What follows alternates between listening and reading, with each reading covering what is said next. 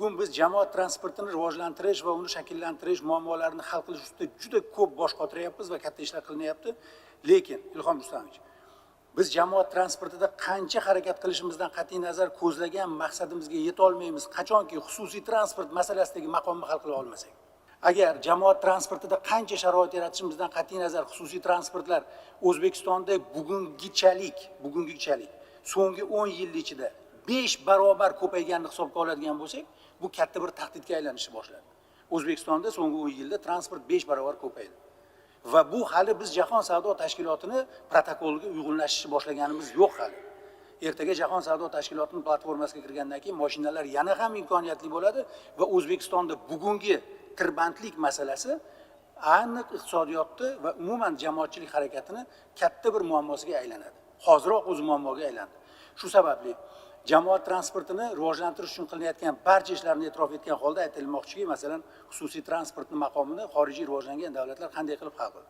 Masalan, Xitoy tajribasini olib qaraydigan bo'lsak, Xitoyda ham avtomashinani sotib olish qiyin emas.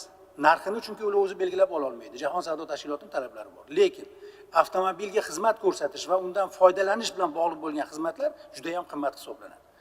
Ham parkovkasi bo'lsin, yoki bo'lmasa soliqlar joriy qilish orqali, yoki bo'lmasa o'sha pulli yo'llar orqali avtomobilni sotib olish oson, lekin undan foydalanish qimmat xizmatga aylangan.